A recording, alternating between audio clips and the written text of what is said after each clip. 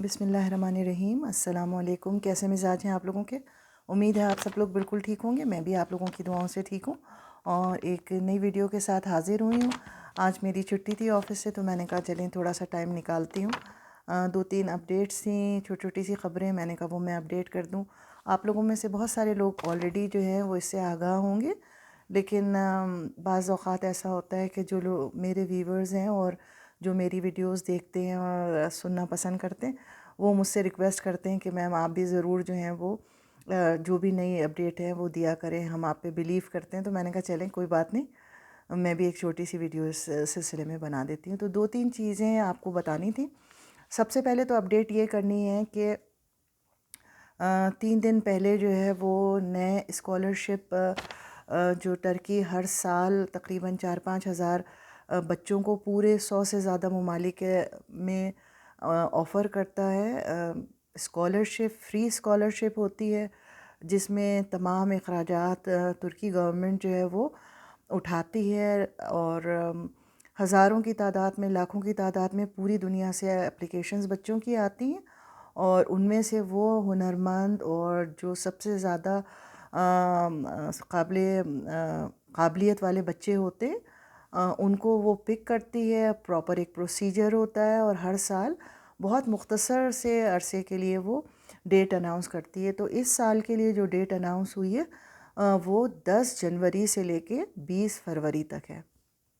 یعنی اس دوران وہ بچے جو کہ انڈر گریجویٹ اپلائی کرنا چاہ رہے ہیں، گریجویشن کے لیے، ماسٹرز کے لیے، پی ایچ ڈی کے لیے یا ریسرچ کے لیے، وہ اس دوران اپنا انٹرسٹ فارم اپلائی کر سکتے ہیں، اور یہ ٹوٹلی فری ہے۔ اس کے لیے آپ کو کوئی فیس نہیں دینی پڑتی۔ انٹرسٹ کے جس وقت آپ انٹرسٹ فارم فل کرتے ہیں، بہت آسان ہے۔ اس کے اوپر پوری ایک ویڈیو میں نے آلریڈی اپلوڈ کی ہوئی ہے، اگر آپ لوگ چاہیں تو میں اس کا لنک بھی دے دوں گی آئی بٹن میں، تو آپ اس کو چیک کر سکتے ہیں۔ اور کیا پروسیجر ہوتا ہے، صرف آپ کو ٹرکی اسکالرشپ پیج اوپن کرنا ہوتا ہے، اس میں بہت اچھی طرح سے ساری ڈیٹیلز دی ہوئی ہیں۔ اور اس کی خاص بات کیا ہوتی ہے کہ صرف آپ کو خیال یہ رکھنا ہے کہ اس کے لیے ان کی ایک ایج لمٹ ہے، یعنی انڈر گریجویٹ جو ہیں وہ 21 سال یا اس سے کم عمر ہونی چاہیے، اس سے زیادہ عمر نہیں ہونی چاہیے۔ اسی طرح سے جو لوگ ماسٹرز کرنا چاہ رہے ہیں ان کی ایج 30 سال یا اس سے کم ہونی چاہیے۔ اسی طرح سے جو لوگ پی ایچ ڈی کے لیے اپلائی کرنا چاہ رہے ہیں ان کی ایج انڈر 35، اور جو ریسرچ ڈگری کے لیے اپلائی کرنا چاہ رہے ہیں وہ انڈر 45 ہونا چاہیے۔ اس سے زیادہ ایج ڈفرینس نہیں ہونی چاہیے۔ ایج کے لیے انہوں نے پرٹیکولر ایک پورا کرائٹیریا دیا ہوا ہے، ٹھیک ہے۔ تو اب اس کے لیے وہ کرتے کیا ہیں، اس میں جو لوگ سلیکٹ ہوتے ہیں، جن اسٹوڈنٹ کو وہ پک کرتے ہیں، تو 20 فروری کو یہ اپلیکیشن کا سبمیشن جو ہے، اپلیکیشن وہ بند ہو جاتی ہے۔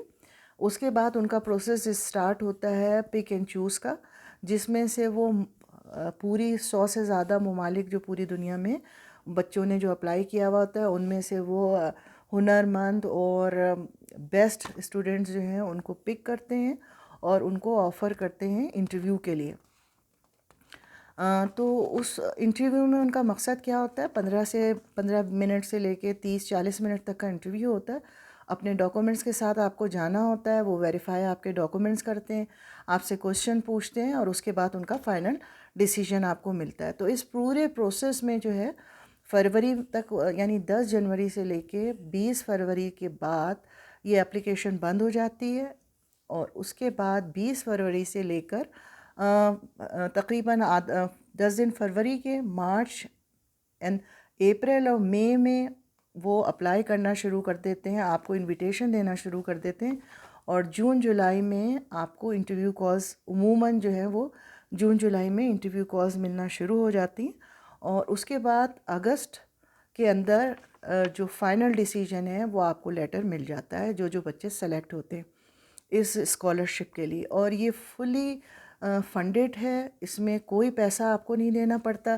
اور کیا کیا گورنمنٹ آپ کو سہولت دیتی ہے، 1 سال کا آپ کو لینگویج کورس ٹرکش جو ہے وہ وہاں فری آپ کو دیتی ہے۔ وہ آپ کی رہائش کا تمام خرچہ جب تک آپ کا کورس کمپلیٹ نہیں ہوتا، چاہے وہ 1 سال کا ہو، 2 سال کا ہو، 3 سال کا ہو، وہ گورنمنٹ جو ہے آپ کو رہائش مفت دیتی ہے.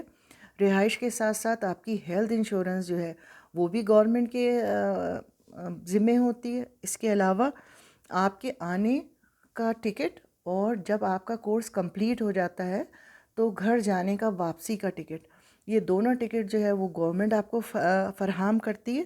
اور اس کے علاوہ جو ہے وہ ایک سب سے اچھی بات کیا کرتی ہے کہ آپ کو مزید دوسرے اخراجات میں مشکلات نہ ہوں کھانے یا اور اخراجات کے لیے، تو وہ آپ کو ایک الاؤنس بھی دیتی ہے، یعنی ماہانہ خرچہ بھی دیتی ہے.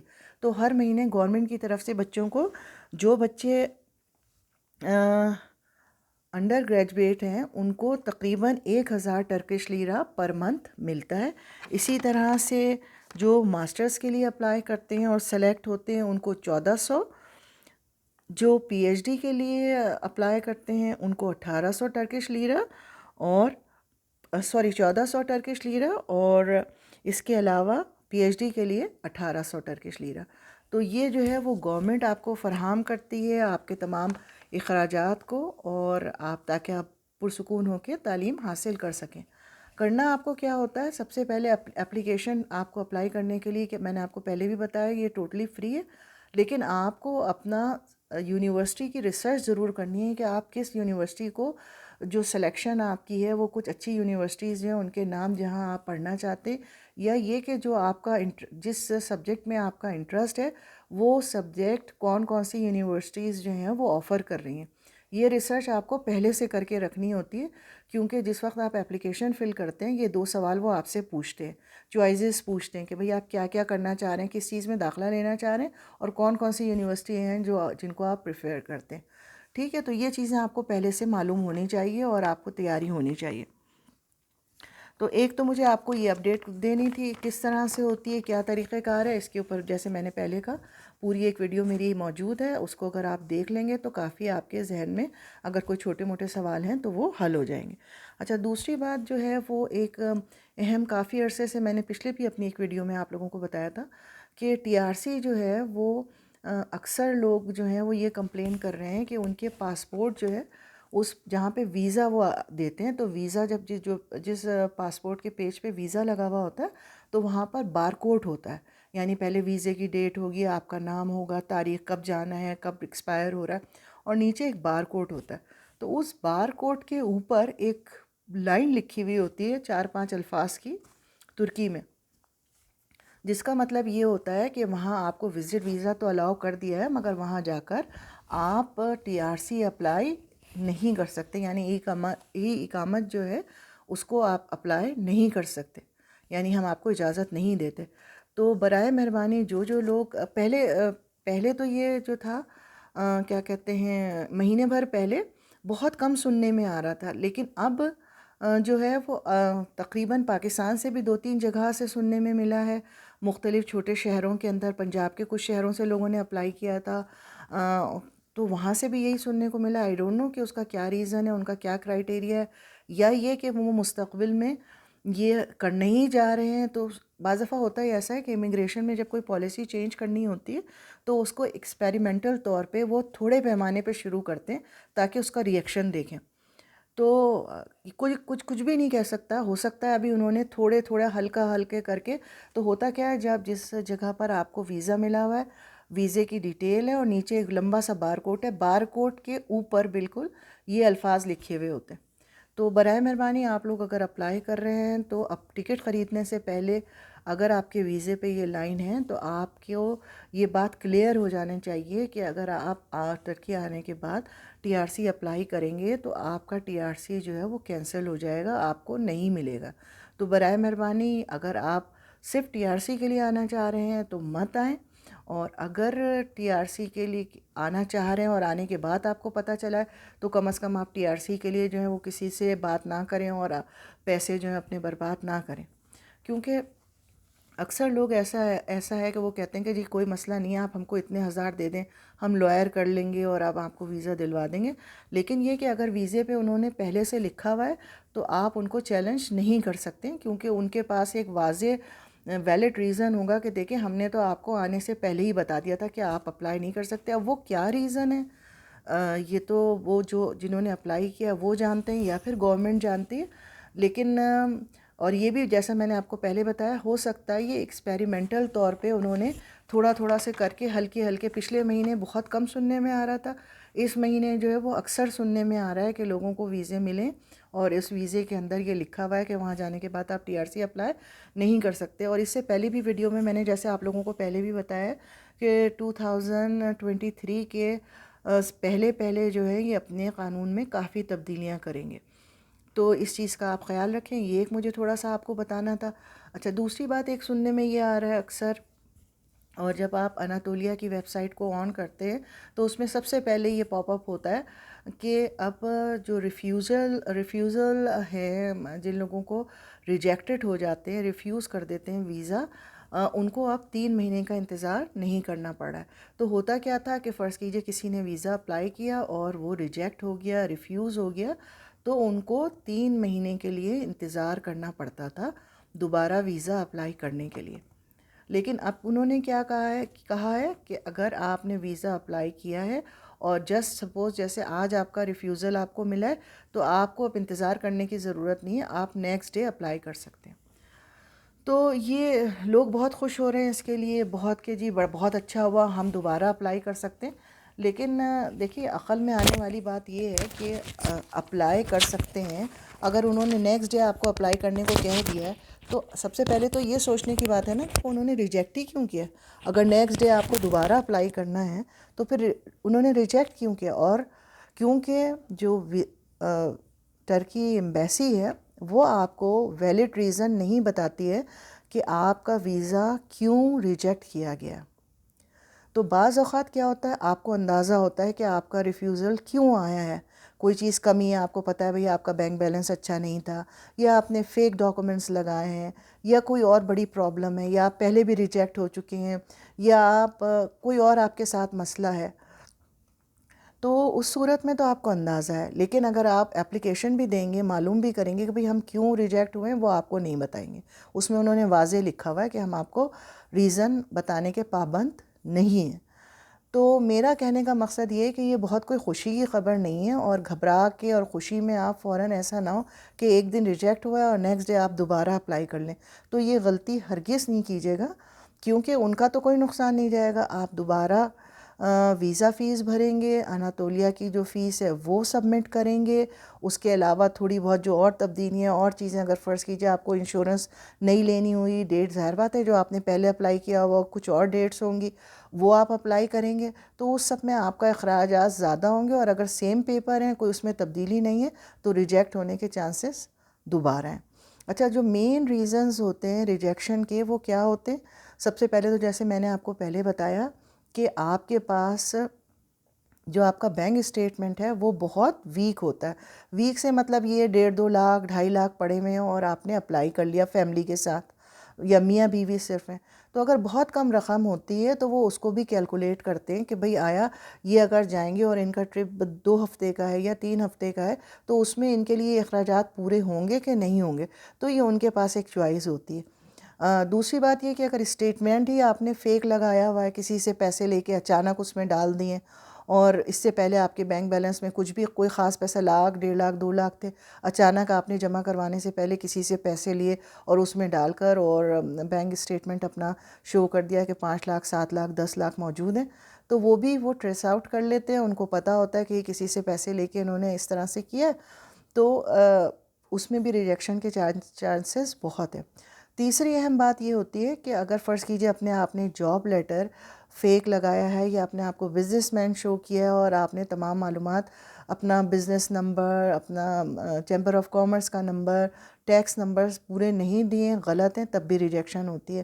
اور سب سے اہم بات یہ ہوتی ہے کہ اگر آپ فرض کیجئے جاب لیٹر لگاتے ہیں اور جاب کی انکوائری دیتے ہیں یا بزنس کی انکوائری دیتے ہیں اور آپ اس میں نمبر دیتے ہیں کہ جی کہاں آپ کام کرتے ہیں، تو ویزا جو سروسز ہیں وہ ضرور فون کر کے وہاں معلوم کرتے ہیں، نیکسٹ ڈے فون جاتا ہے۔ تو اگر کوئی ریلائبل ہیں، آپ سمجھتے ہیں قابل بھروسہ ہیں، وہ جب فون پک کریں گے تو آپ کے بارے میں وہ صحیح معلومات دیں گے، ٹھیک ہے۔ بعض اوقات کیا ہوتا ہے، آپ نے اپنے کسی دوست کا نمبر دے دیا، انہوں نے فون کیا کہ جی آپ مالک ہیں اس کمپنی کے، وہ کہیں گے جی ہے، تو پھر وہ کیا کرتے ہیں، پرسنل کویسچن شروع کر دیتے ہیں، اچھا اپنے آپ کمپنی کا ہمیں کوڈ بتائیے، اپنے چیمبر آف کامرس کا نمبر بتائیے، ٹیکس نمبر بتائیے. تو اگر وہ فیک ہوتا ہے تو وہ معلومات وہاں ان کو فراہم نہیں کر سکتے اور وہ سمجھ جاتے ہیں کہ یہ انہوں نے فیک انفارمیشن ہمیں پرووائڈ کی. بعض اوقات یہ بھی ہوتا ہے کہ آپ اپنے کسی دوست فیملی ممبر کا نمبر دے دیا یا جہاں جاب کر رہے ہیں وہاں کا بھی نمبر دیا، لیکن وہ آپ سے لوائل نہیں ہے. آپ سے تو انہوں نے کہہ دیا ہاں کوئی بات نہیں، میرے پاس فون آئے گا تو میں بتا دوں گا، تم پریشان نہیں ہو. اور جب فون آیا تو ہو سکتا ہے کہ وہ آپ کے بارے میں کچھ ایسی انفارمیشن یا گول مول بات کر کے آپ کو تھوڑا سا مشکوک بنا دے.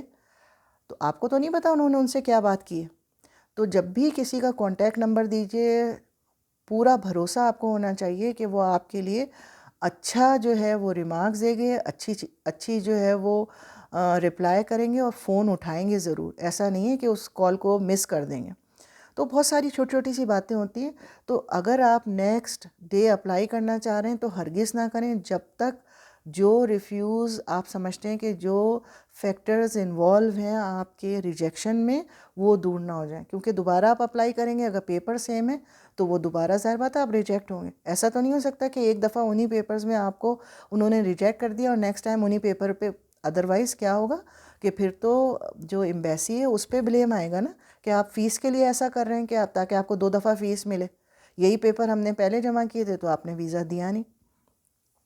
ٹھیک ہے، تو اس میں بہت زیادہ خوش ہونے کی ضرورت نہیں ہے. کوشش یہ کیجئے کہ اپنے پیپروں میں جہاں جہاں غلطی ہے، اگر کوئی چیز ٹھیک نہیں ہے تو جب تک وہ ٹھیک نہ ہو جائے دوبارہ پیپر مت جمع کروائیں. ٹھیک ہے. اور یہ بھی سننے میں آیا ہے کہ جو ویزا فیس ہے اب انہوں نے بڑھا دی ہے. پہلے ان کی جو فیس تھی وہ کوئی کہہ رہا ہے جی 2000 بڑھ گئے ہیں، کوئی کہہ رہا ہے 5000 بڑھ گئے ہیں، لیکن ویب سائٹ پہ جو ان کی آج تک کی ابھی تک جو فیس لکھی ہوئی آ رہی ہے وہ ان کی 12,000 ویزا فیس ہے، یعنی ٹرکی ایمبیسی کی جو فیس ہے وہ 12,000 ہے، اور 8,000 جو ہے وہ اناتولیا کی ویزا سروسز فیس ہے.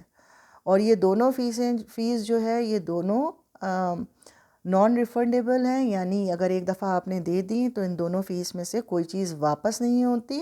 اور یہ فیس جو ہے وہ پاکستانی روپیز میں کیش میں لیتے ہیں، کوئی کارڈ اور کوئی ایکسیپٹ نہیں کرتے. ٹھیک ہے. تو یہ چیزیں جو ہیں یہ فیس اس کے علاوہ بھی اگر کوئی بڑھ گئی ہو تو اندازہ نہیں ہو سکتا انہوں نے اپنی ویب سائٹ اپڈیٹ نہیں کی ہوئی ہو.